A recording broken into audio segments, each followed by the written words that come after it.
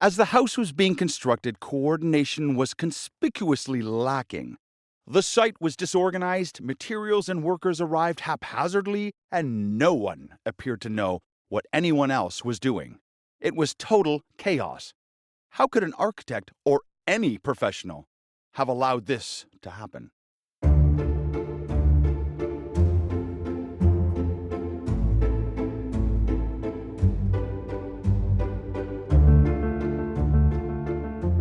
Welcome to The Claims-Free Architect, the podcast that helps architects understand risk and protect themselves and their practice from claims by learning crucial lessons from our archive of over 6,000 past insurance claims. The Claims-Free Architect is produced by Pro-Demnity Insurance Company, whose cause is to champion architects' wise, efficient, and effective management of risk and build thriving practices. In a lakeside home where client-induced chaos breeds leaky walls, poor construction drowns dreams, can an architect be liable for staying silent when not engaged to supervise and coordinate construction? Find out why inaction can cause problems, how putting things in writing shields you, and why clear professional boundaries help to avoid lawsuits. Help your colleagues protect your firm from allegations of errors, omissions, or negligence that may arise from the practice of architecture by sharing the wisdom from our stories. All you have to do is share this episode with one or more colleagues and let them know they can subscribe to our feed in their favorite podcast app.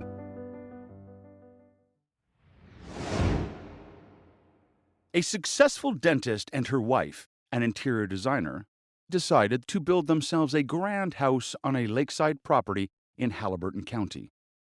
The couple, Dr. Joanna Costella and Amelia Turret, both agreed that they wanted something in an early 20th century modernist style, clean and simple, not the common cottage kitsch that seemed to be standard fare. Their plan was to find an architect with the proper credentials to design the home and prepare construction drawings. Then, to ensure that everything was done according to their demanding tastes, they would take over the project, select materials, hire the construction trades, secure a building permit, and oversee construction. If architectural discipline was what they were hoping for, they missed it by a mile. Instead of simplicity, they got confusion. Instead of form follows function, they got form follows fiasco. And while all this was going on, professionals stood by and watched the tragedy unfold. We call this story, Inaction Speaks Louder Than Words.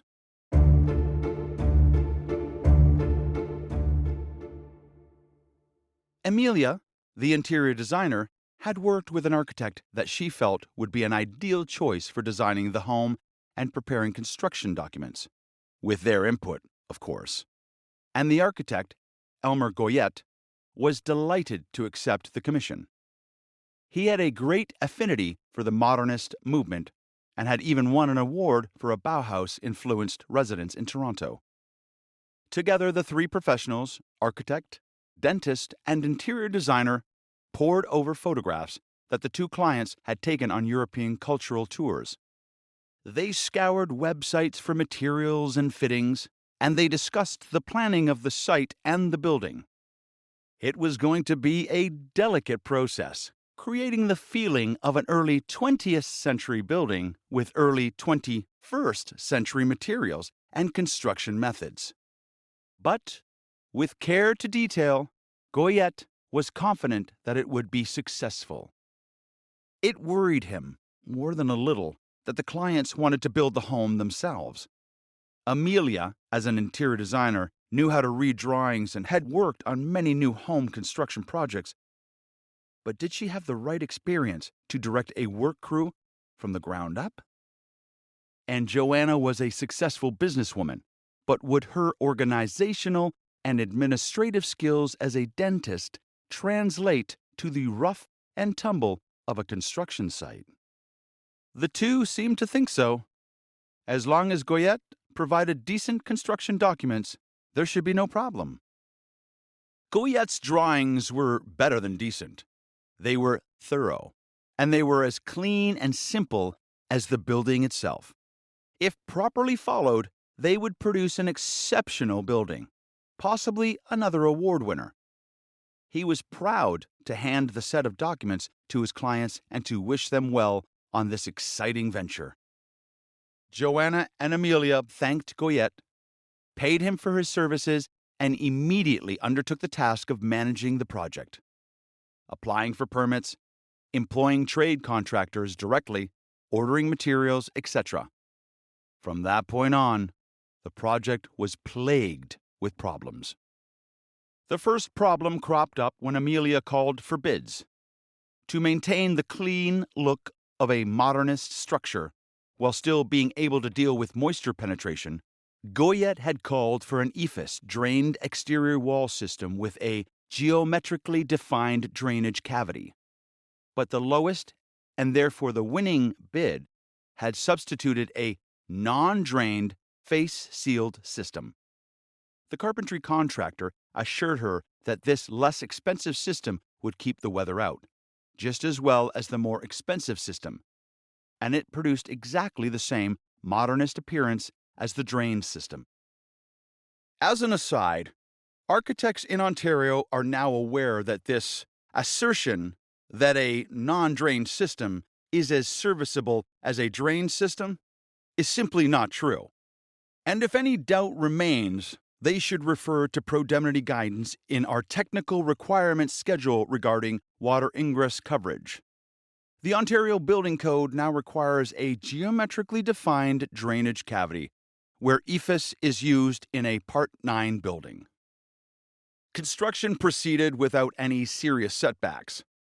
Once the foundation had been laid, the carpentry contractor stepped in to coordinate the work as best he could, including the installation of the EIFS system. But as construction progressed, coordination was the thing that was most conspicuously lacking. The disorderly and out-of-sequence manner in which workers and materials appeared on site, all according to Amelia's instructions, made coordination virtually impossible. Windows didn't arrive on site until after the EIFS panels had been installed. Then, the windows were fitted into the opening before the flashings had arrived. When the flashings turned up, an attempt was made to install them around the windows.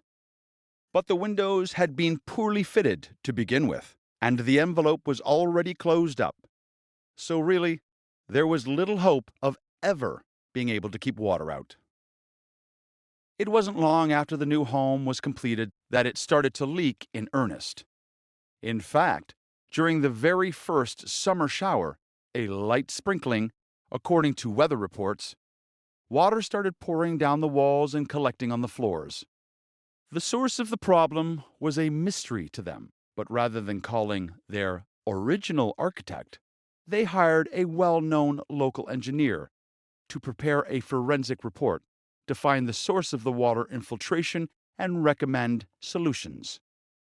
As a result of this report, they were forced to reconstruct the exterior walls from top to bottom at a cost of $250,000, largely paid to another contractor following the engineer's advice. Goyette had gotten a copy of the engineer's report and agreed with it totally. The report placed the blame on atrocious construction. There was nothing in it that reflected badly on his work. But Joanna and Amelia blamed the architect for their problems. They were generally pleased with the design, and they had followed his drawings and his details to the letter. But the leaky walls showed that his detailing must have been deficient in some major way. Furthermore, although Goyette had not reviewed the work, he had visited the site on occasion and was aware of what was going on, but had said nothing. The homeowners filed a claim against Goyette in the amount of $300,000 to cover the cost of the reconstruction, plus another $50,000 for replacement of the ruined wood flooring and carpets. The Pro-Demnity claims specialist and counsel discussed Goyette's position. We appeared to have a perfect case. The architect had done what he had been hired to do flawlessly. The drawings were extremely good and the details were of the highest quality. The fact that his clients had not followed them and had made a mess of the construction provided us with a perfect defense, at least on the face of it.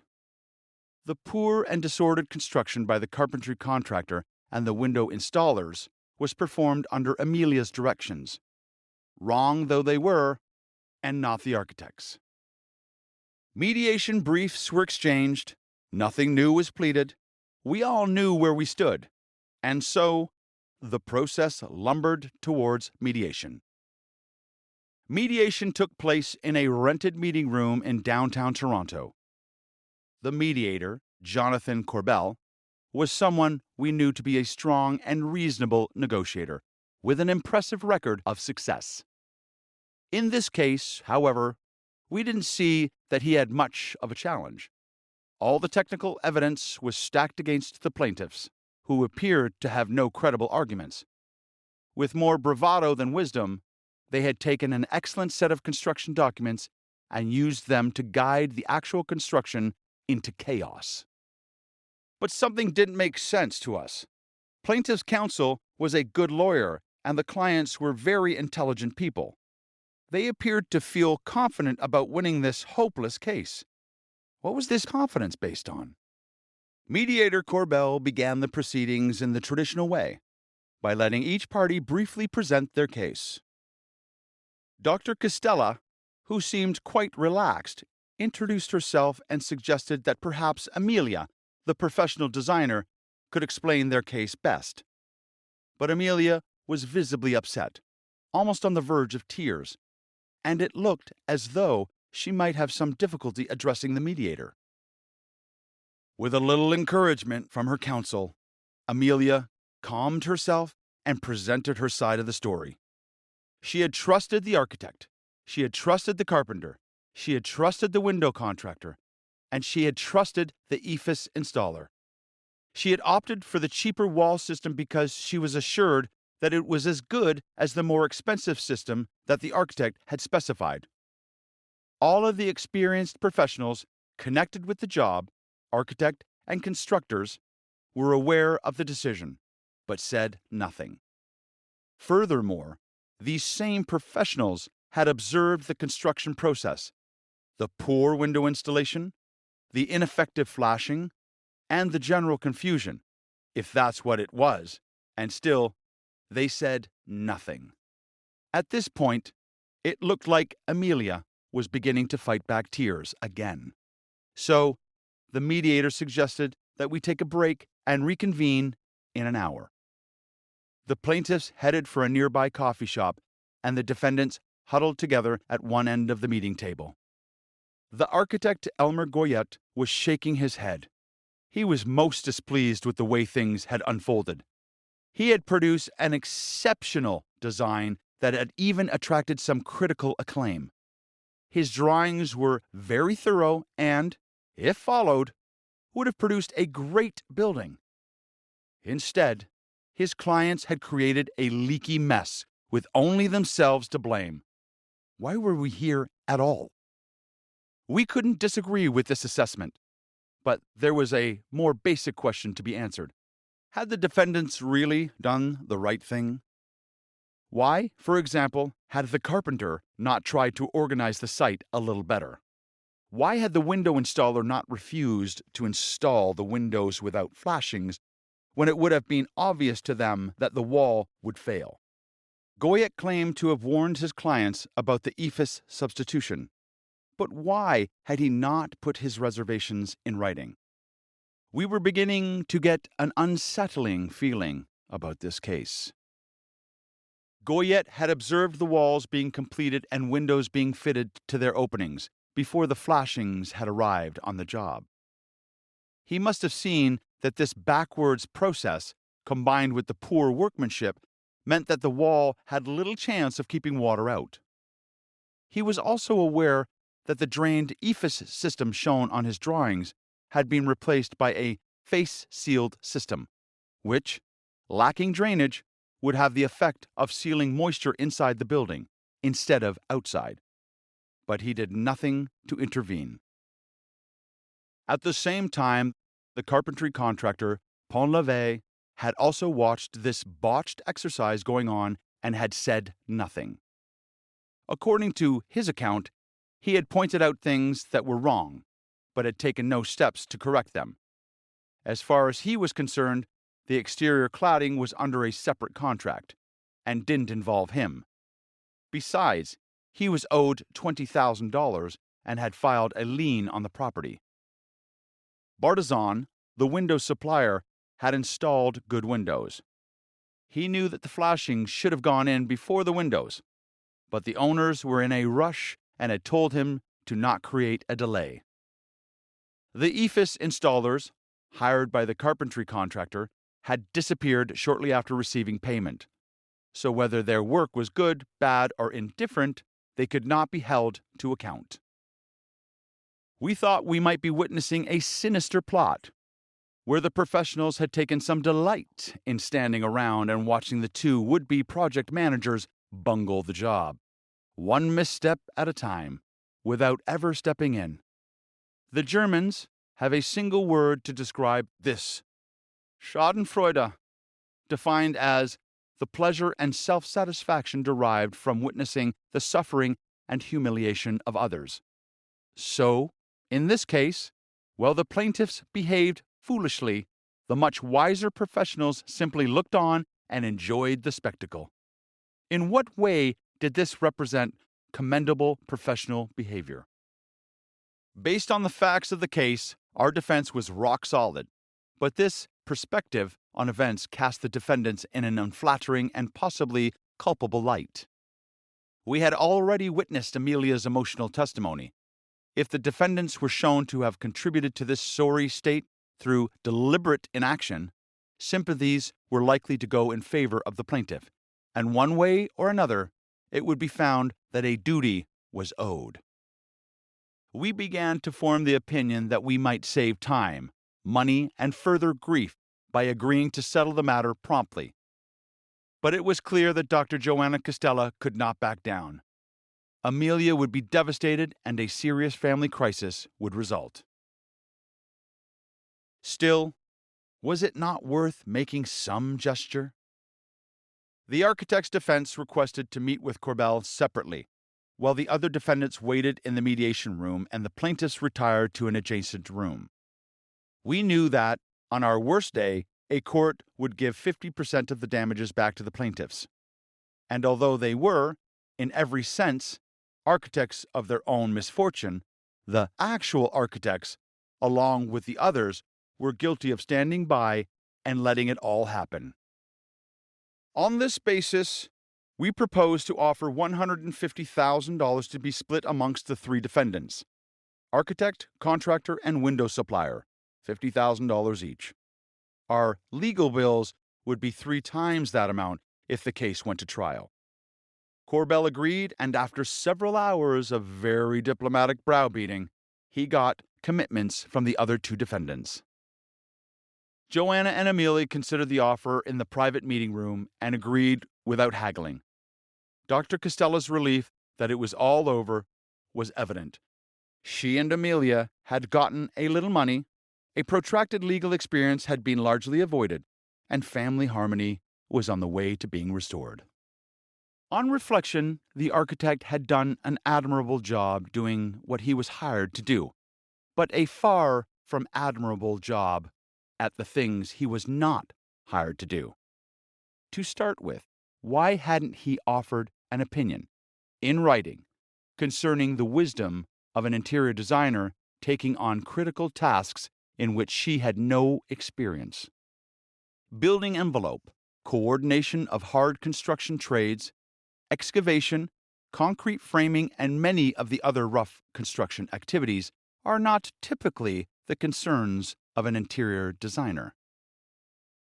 In this story, there are lessons to be learned by all participants: architect, trades, and clients.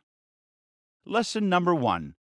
This case was typical of many residential projects where the client wishes to act as the builder. Architects may be better served by doing everything in their power to discourage them from doing this. General contractors earn their money.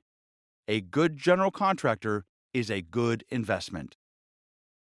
Lesson number 2. If it becomes clear that you, as architect, will not be required to review a project, and especially if you believe that no competent construction manager will be involved, chaos may be inevitable. Write a clear resignation letter.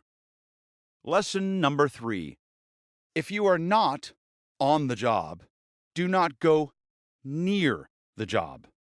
Occasional visits and helpful remarks may be taken as indications of acceptance of the work and may establish some liability. There's an old adage that people tend to value advice at what they have paid for it, which is to say that free advice is worthless. But this can be turned on its head in an insurance claim, where a plaintiff alleges that free advice or even implied advice is actually worth an enormous sum, to be paid not to the person who has offered it, but to the person who claims to have been harmed by following it.